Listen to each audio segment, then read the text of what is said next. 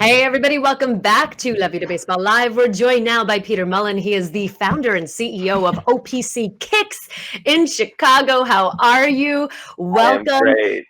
Thank you for being here. We appreciate it. And the timing could not be more perfect with the premiere of The Last Dance on ESPN on Sunday. I think everyone had a renewed obsession with these bad boys. Yeah. These are mine, and I absolutely love them, although I do think that I could use some of your services to refurbish. But let everyone know out there what it is that you guys do, how you do it, and what you got. Beautiful, beautiful. Yeah, thank you guys again for having me. Fun to do these things during lockdown. I'm sure a lot more people are enjoying them during now too. But yeah, I am the owner and the head designer at OPC Kicks, opckicks.com. And we specialize in customizing all types of different gym shoes. Focus a lot more on Nikes and Jordans probably than some of the other brands. But we also offer a variety of different services, such as refurbishing old shoes, make them look new again, doing custom orders, how you want them. And we also have a ton of different designs that each month we'll come out with a few different designs that are offered to the entire general public to purchase. So yeah, it's cool, adding that a nice little specialty color or just making a pair of already kind of special Nikes a lot more special to you or more meaningful to you. Now, when did you notice? Hey, there's Ozzy here. What's up? Guest appearance. When did you notice the demand for customized sneakers? So I mean, it was interesting. I got like a pretty, it kind of more naturally happened, and then started kind of going with what was in style too. But when I was in grade school back in like 2004, 5, 6, we had to wear uniform during grade school. Like once a month or so, we would get like an out of uniform pass. You did something well, and you could wear, no uniform, whatever you wanted. So that was your day to like flex, kind of, like to wear, your new shoes or your jersey or whatnot. And I remember one of the days I used my pass. I waited, saved up for like a month to get these pair of Nikes, and they were just Nike Dunks. And I ended up waiting to wear them till I had my out of uniform pass. And a kid also used his pass and had the same exact shoes on.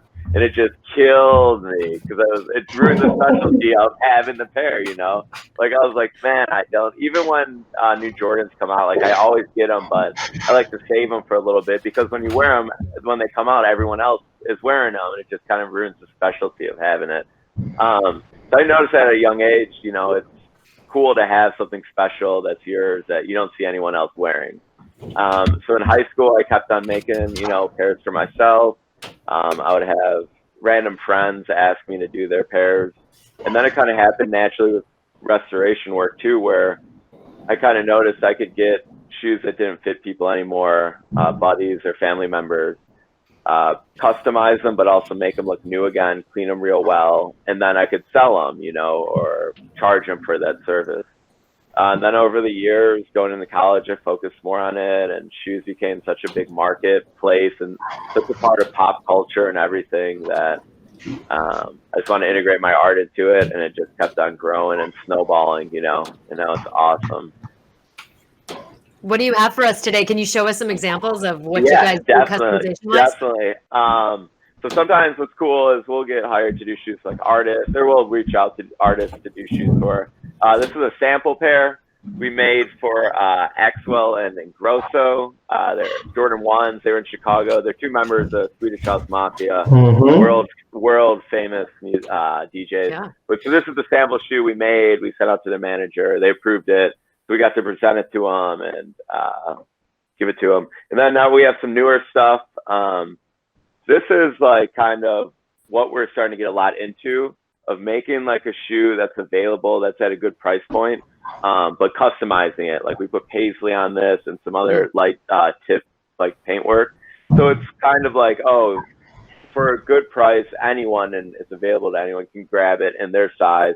And they have a pair of shoes that basically, you know, you don't see too many other people with it. A pair of Air Maxes we have with some more paisley.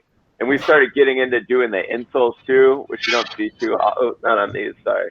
On these Air Force Ones. We started doing the insoles now. So just making little specialty tweaks to the shoe that, you know, makes it unique and cool. And how are you hand painting these details, or are you sewing the fabric onto it? Like, how exactly does it go down?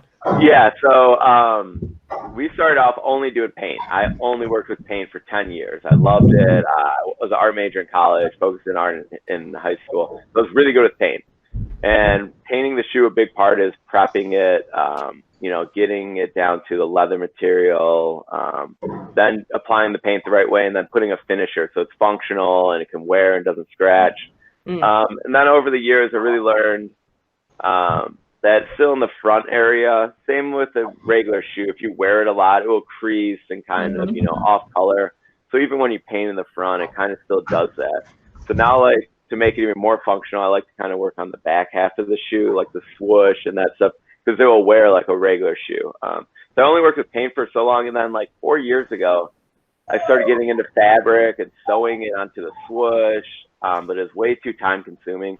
So literally for a year, actually probably a little bit over a year, I messed around a lot with like high grade glues and binders and adhesives and mixing them and like what cobblers use basically to put the sole on the bottom of the shoe.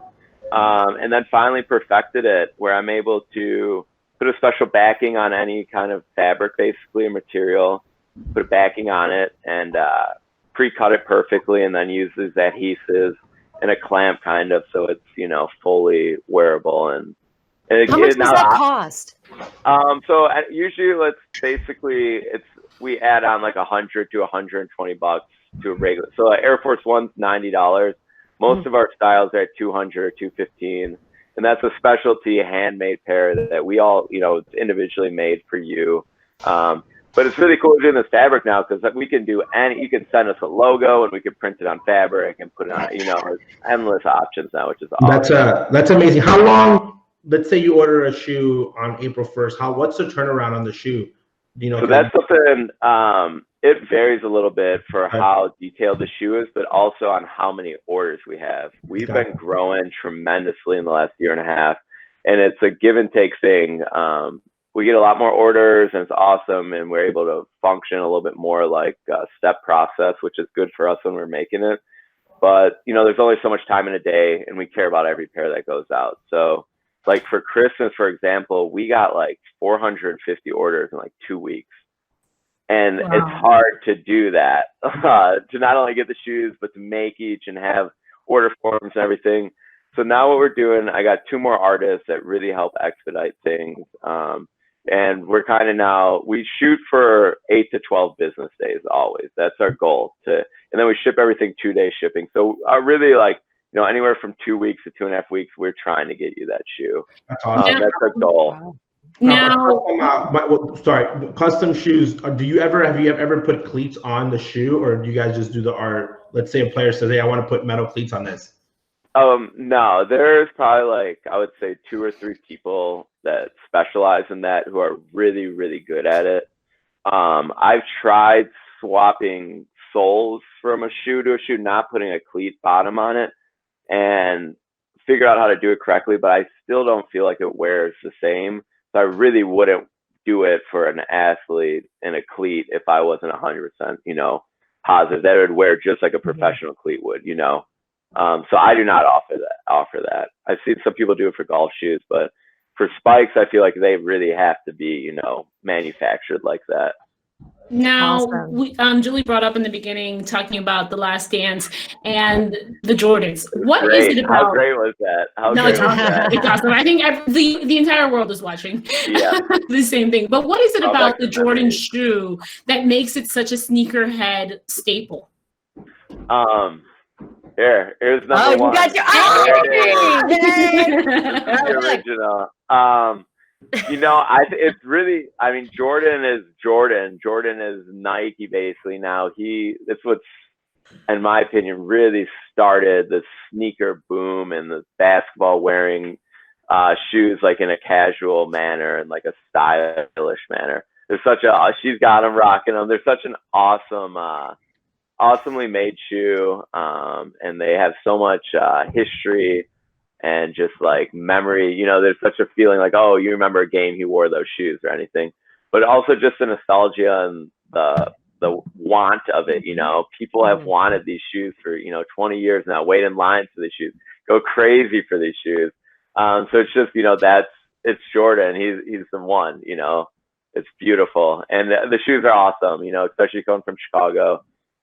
Him playing in most of the shoes and the Chicago colorways are just a staple to the sneaker community. They're amazing. It got me so fired up watching it. I was like, I was like, oh, I need another pair. Like, it made me so anxious. Now, correct me if I'm wrong, because I'm not completely got my finger on the pulse of hype beasts and sneakerheads. But was there a pair of shoes were there a pair of kicks that were released during the Last Dance that people missed because they were watching it? That's what I heard. Yeah. Actually, I have the shoe. I have the shoe right You got one?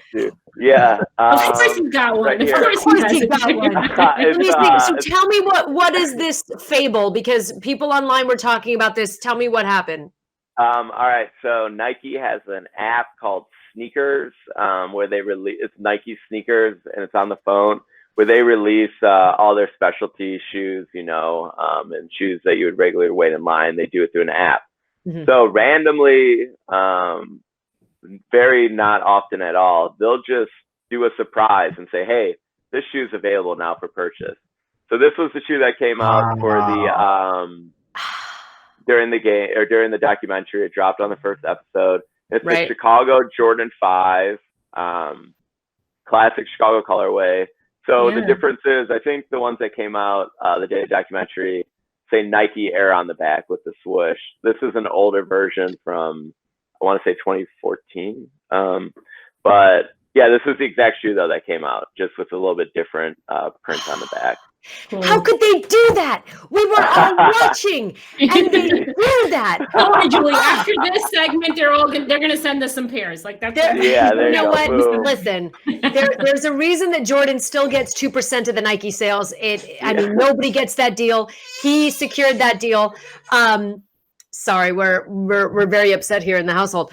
But anyway, that is it's wonderful to have you. We could have this conversation all day because I know that's what I was saying. I know it's a shorter window, but I was like, the questions you had were great. I was like, we could chat all day, I'm sure. No, it's awesome. And you guys who are watching, to our fans, if you have any more questions or you want to contact Peter, you can always hit him up on opckicks.com if you have any inquiries and perhaps want to get something. Personally, Peter, I think we need to set a date, because the next time I'm in Chicago, these bad boys need, I don't think I can get these. I don't think I can get them anymore. No, I need to bring them. High highs are hard to get. I'll definitely get you those cleaned up. Sky High, they do need a good cleaning. Thank you. Yes. Have they stopped making Sky Highs? What's the deal with that? Yeah, so it's funny actually. I got hired to do a pair for a wedding for the girl getting married, and she requested Sky Highs, and they were impossible to find. I had them in Europe.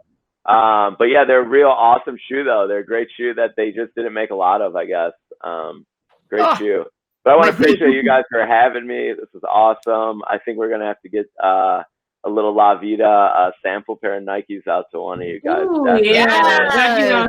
That would be amazing. Yeah, and I appreciate the shout out too. At OPC Kicks and OPCKicks.com if anyone's looking for any awesome custom shoes.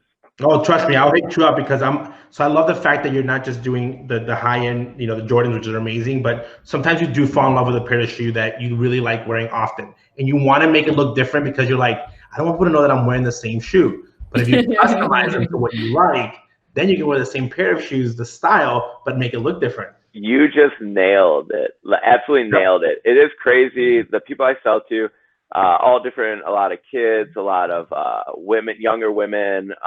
Air Force Ones now are like the staple shoe that regular moms wear now, kids wear, teenagers. It's crazy how many Air Force Ones are sold now a day. And I love being able to make a specialty pair that's even a lot cooler and a lot unique, but still is Air Force One that's available in every size and purchasable by everyone, That's awesome. Absolutely. Well, thank you so much, Peter, for joining us. OPCKicks.com is the place to get your custom kicks done. Thank you so much. And thank you to everybody for watching. Thank you for your comments. Be sure to check in on Friday with the Bean Gian crew. All the brothers Gian and the daddy Gian are going to be all together on Bean Gian Live starting on Friday. And then come Monday after the weekend, we will be back with a whole nother episode of La Vida Baseball Live. Thanks for watching, everybody.